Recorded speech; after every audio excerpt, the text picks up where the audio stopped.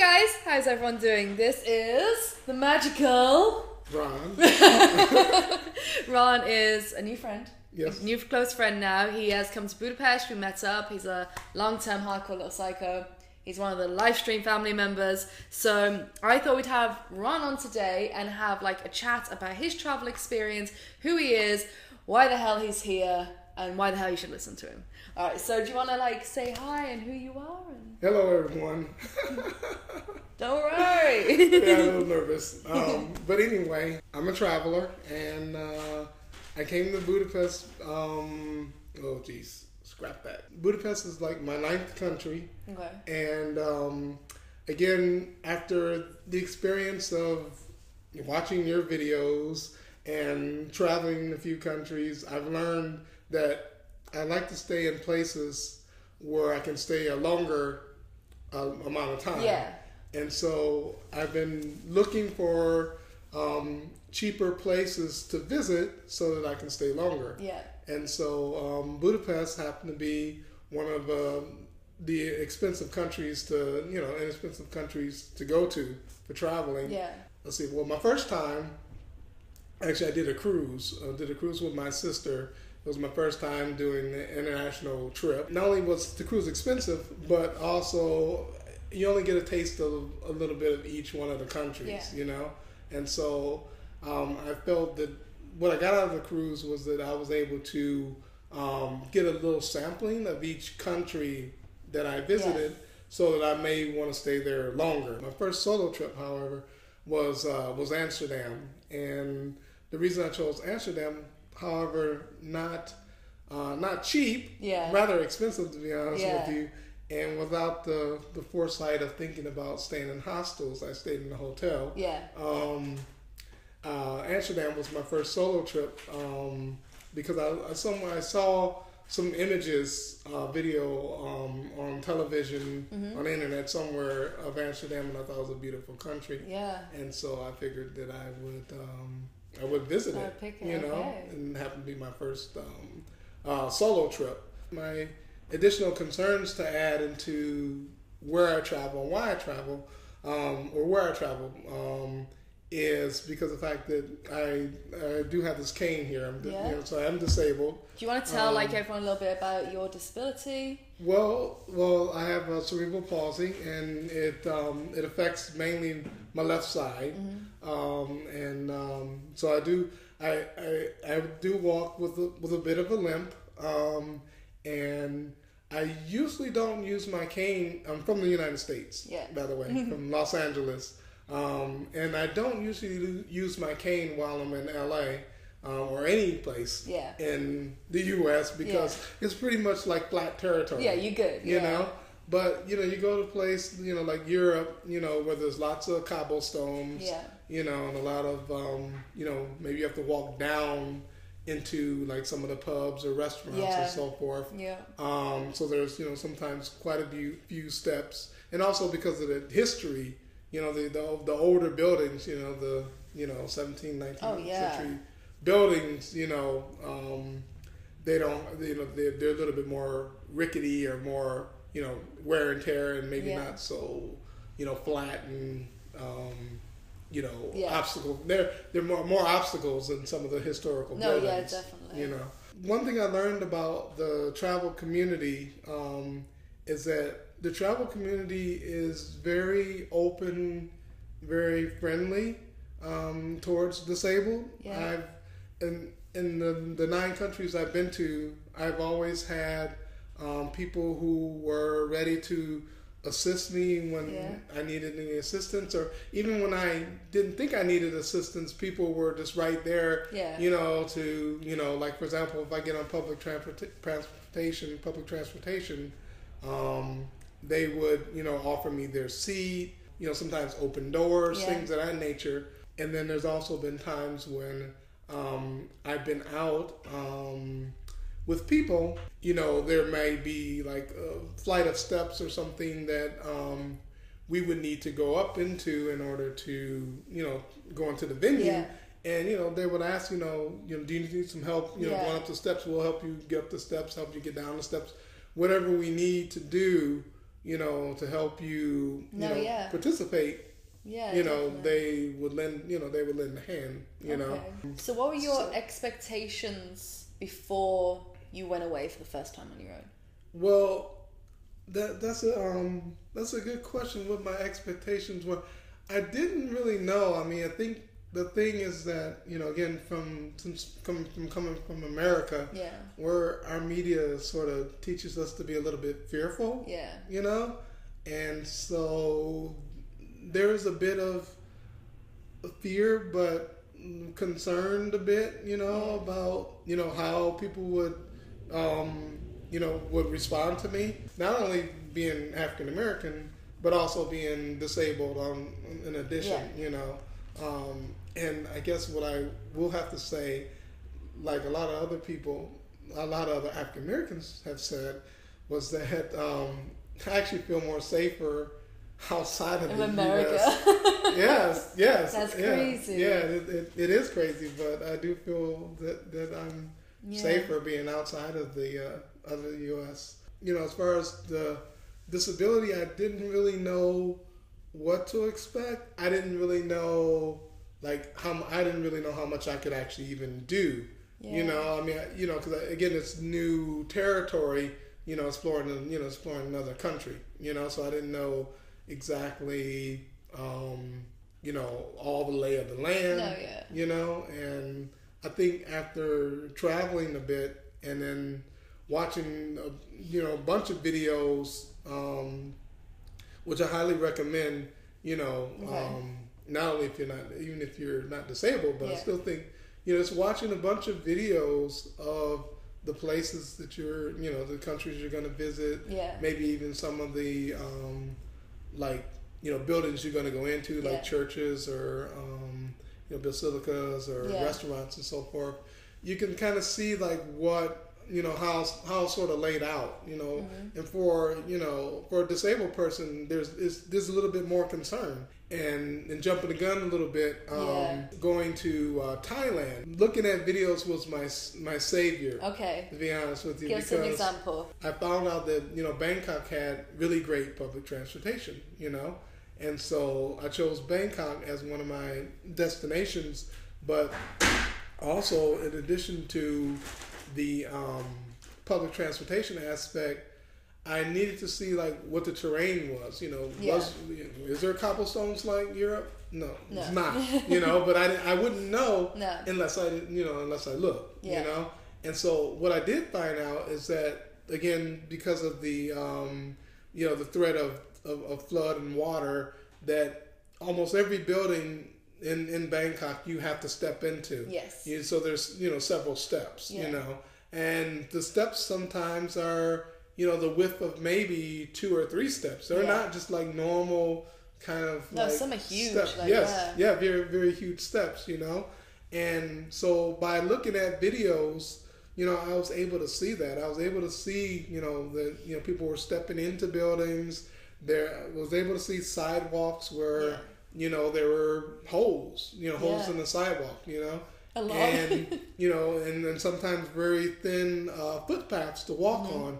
So I knew that I would have to bring my trusty cane, to help navigate me, through the terrain there.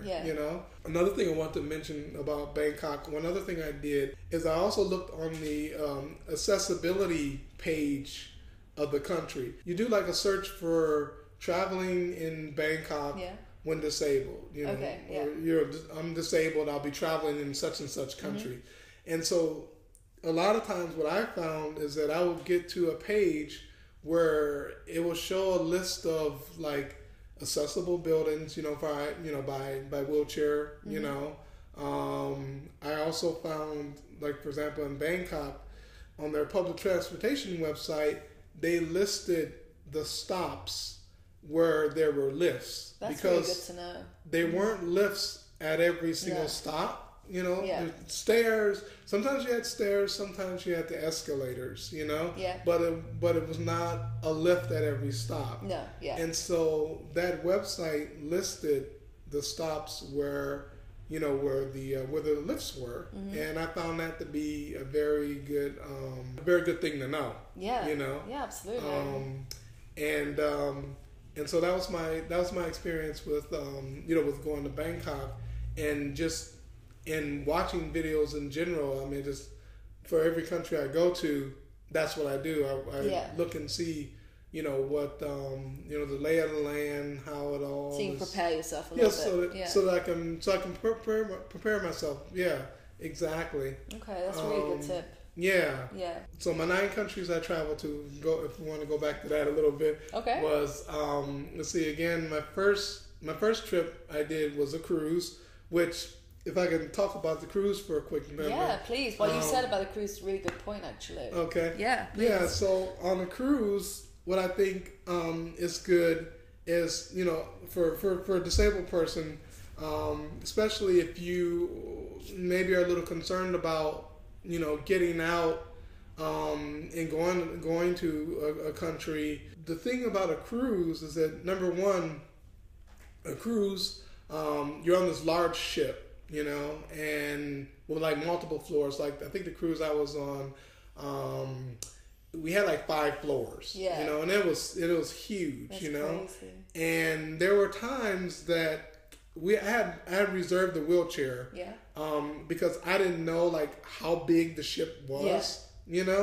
and so I figured if I wanted to walk from one end of the ship to the other, it may be long. And again, with 5 floors, I had no idea, the magnitude of the size of this ship, because again, I had never been on a cruise ship before. Yeah. So I did get a wheelchair, and what I could say about that experience is that having a wheelchair, or being in a wheelchair on a cruise ship, allows you to be able to partake in all the things that are available on the cruise ship. Because on the cruise ship, they have different shows. They have like magic shows. Yeah. I saw a magic show. I saw an ice show. Wow. There was bingo. Yeah.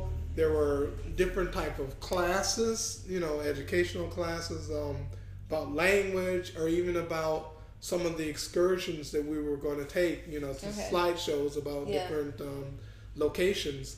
And so, again, if you're a little afraid about, rolling around in the wheelchair, in different terrains in a city, by being on a cruise ship, you get to experience all the different shows, the different cultures from the different people that you meet on the cruise ship, because these people were I was meeting people from all over the world on the cruise ship, so you get to meet with these people, and the cruise ship is very accessible for disabled. Yeah. You can even get disabled rooms, where you can get wider rooms for wheelchair. Okay.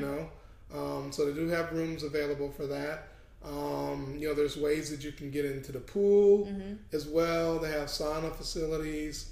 Again, you meet a lot of different people. The dining facilities and so forth as well. So I think that a cruise is a good first adventure if you're a little concerned about getting out there. In general, the travel community, as we were talking about earlier. Yeah. The travel community for me, again, as being a disabled person, my whole life, from grade school, high school, to work, the workforce, all that, I've experienced a lot of like negativity, ignorance, fear, from other people about, trying to deal with, a disabled person, and I found that the travel community has been the most welcome community. Yeah. I've been places, like for example, in Amsterdam, where I went to the Anne Frank Museum, and when you get to, because it's multiple floors, so when you get up to the like highest floor, there's no longer stairs, but it's basically a ladder. So it's like a straight up ladder, Yeah. you know, and basically, you know, here I am looking up, trying to get up the ladder, and then I see hands reaching down from the top, Yeah. you know, trying to, you know, help pull me up, Yeah. you know, and I found that everywhere, you know. It's like I go out, you know, with some people, and they're like, you know, oh, we see that this is obstacle here, but hey, Ron, we're going to help you get over it, you know.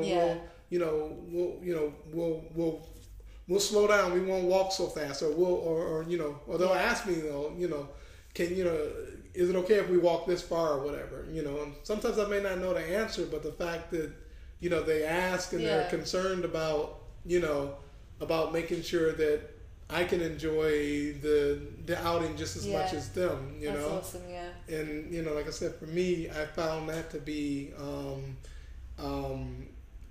the most welcoming, the travel community to be the most welcoming community that I've experienced as a disabled person. That doesn't shock me at all. Okay, so earlier we were talking about airports, and when you're booking a flight, you can like tick a box and ask for like special assistance. So could you like talk a bit more about that? Because I really liked what you said, and also like where to sit on a plane, because you're the person to ask about that. Okay, when you book your flight, I haven't seen any website that hasn't offered this. All airlines so far that I've flown on, I've seen offer assistance. You know, there's a little tick box where you can choose, you know, that you need a wheelchair, you know.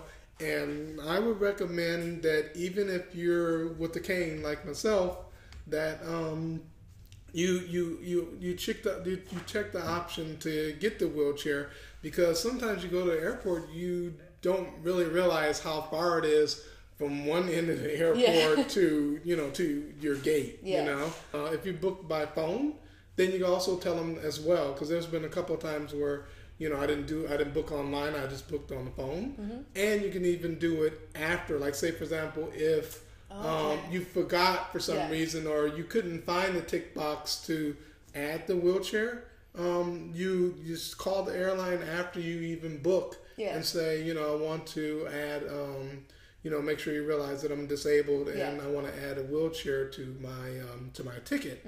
So then when you get to the airport, number one, you want to make sure that you bring any kind of credentials that show that you're disabled. And then if you're carrying any type of medicine, you know, make sure you carry any kind of like doctor's slip that says that, you know, that you have to carry this medication and it has to be carried under these circumstances and so forth. I don't necessarily require a wheelchair, but I prefer it because, again, because number one, it helps you get through security faster.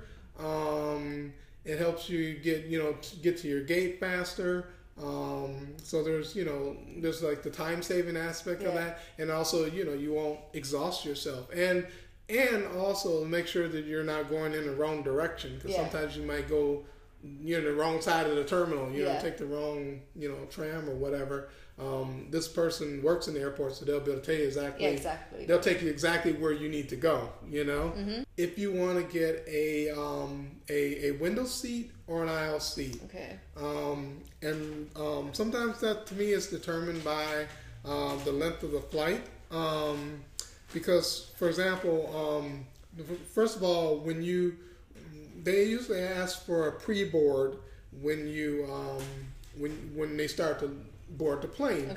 And a pre-board means that, you know, if you're a disabled person, that you're allowed to get on the plane, you know, prior to the massive crowd. You know, and so by selecting a window seat, what that ensures is that number one, once other people start getting on the plane, you won't have to get up so they can go get that window seat, you know, or that middle seat, you know, because if you're in the aisle or the middle seat, then, you know, someone needs to get in. You're gonna have to get up. You know, and, you know, depending on, you know, how hard it was to get on the plane, it can be a little difficult to get up each time somebody wants to get into their seat. You know, so a lot of times, you know, if I had the option of choosing my seat, sometimes I would choose the window seat so that I don't have to bother getting up. Okay. You know, when people bored, but also it helps when, you know, people have to go to the restroom. You know, so you don't have to get up for, you know, when they have to go to the restroom. And then finally, it helps when people are getting off the plane, because as a disabled person, you're the last one to get off of the plane. Mm-hmm. So again, if you're sitting like in the aisle or middle seat, you know, then people are trying to get out over you, you know, and so it's better. You know, I found it better for me. Found it better for me to be in the at times to be at the window, so that again, if I'm the last one leaving the plane anyway, then let everybody just get off, get their luggage and everything, and then I can get my luggage, you know, last, and then, you know, get off the plane. The other thing I tend to do just before landing is, because, you know, they usually make the announcement that, you know, 20 minutes we'll be landing, you know, please put your tray upright position, put your seatbelt on, all that jargon, you know. I'll motion to the stewardess, and I'll remind her that that I have a wheelchair request, because, you know, again, they get so busy, you never know. Of course, they could forget to order the wheelchair, you know, or they may even forget how many wheelchair passengers they have. So they, you know, you want to make sure that you're accounted for, you know. Absolutely. And so I will remind them that I do need a wheelchair, you know, and so that's the other reason. I mean, that's another thing that you can do to assure that, you know, you don't have to wait any longer, that you're already waiting anyway, because you're already waiting for everybody else to get off the plane. Sometimes I will choose an aisle seat, especially if it's a long flight, because sometimes I need to stretch my legs, you know, and so if you're in an aisle seat, that means that one of your legs, you know, or if you're bold enough, you can try to stick both of your legs out in the aisle. Tripping up people all over the place. Exactly. But sometimes, you know, it's a good thing to, you know, be able to, you know, stretch your leg. You know, if you can't just like stand up readily, you can easily just, you know, just stretch your leg out into the aisle, you know. And sometimes I'll do that, you know. And then it's like, as far as like sitting in the front or back of the plane, you know, just kind of varies, you know, because the thing is that I guess if you sit in the front, then when you first get on, it's good because of the fact you don't have far to walk to the back, you know, and then, you know, wait for everybody to get off, and then you get off and you're already up at the front. If you sit in the back can be all right too, because of the fact that the thing is that you can't get off anyway until everybody gets off anyway, you know. And then if you want, another thing you could do, like if you are sitting in the back, and you could actually slowly pace yourself to move forward if you want. You know what I'm saying? You don't have to go as a mad rush, but you could be like a group of people, and then you can just go like you know, behind this smaller group, then sit down, you know, and get up again, and then just keep going. So, you know, front or back, I don't necessarily have a big preference in that, you know. The other thing I was going to say right quick, the other reason why I mentioned also bringing travel credentials, I mean the disabled credentials, is because at one time I was in the Kuala Lumpur airport, and because usually the wheelchairs are free. You know, most airports I've been to, I've never heard of it. Even if I told the story to people, and they were shocked to hear that at the Kuala Lumpur airport, they wanted to charge me for the wheelchair. And, you know, they said if I had travel credentials proving that I was disabled, that they wouldn't charge me. But because I didn't have the disabled credentials, they charged me. What would someone need to take with them? Well, I would say, because I don't know that there's like real official like credentials. I mean, you have, like in the States, we have a handicap placard, which is a blue placard that has a little wheelchair man that you hang. As well, you know, you hang in your car. You know, so that would be considered a credential. A doctor's note would be considered a credential. What's good about the placard is that that symbol is kind of universal. It is, yeah, absolutely. You know, whereas the letter might be a little harder to decipher. Delays and, because of the fact of the language barrier. In some places they might not be able to understand what the letter actually means. Yeah, that's really helpful information. So if there was anyone still watching who is still like on the edge, but they're just thinking, I'm just scared. It's just pure and out. I don't know what to expect, and I'm scared of going out on my own. Mm-hmm. What would be the one thing you'd say to them? Well, I don't know if I can sum it up in one, but whatever you'd want to say to them. Well, I would say you want to watch a YouTube video because they're going to show you the good and the bad. You know, it's not going to be like this pristine resort with shiny floors and white tiles and, that you see in, some of the other like, like tourism videos where they're like, they don't want to show you the bad stuff. They only want to show you the clean, good stuff, If you watch some of the, again, YouTube videos, like your videos, for example, you show us the good, the bad, the funny, and,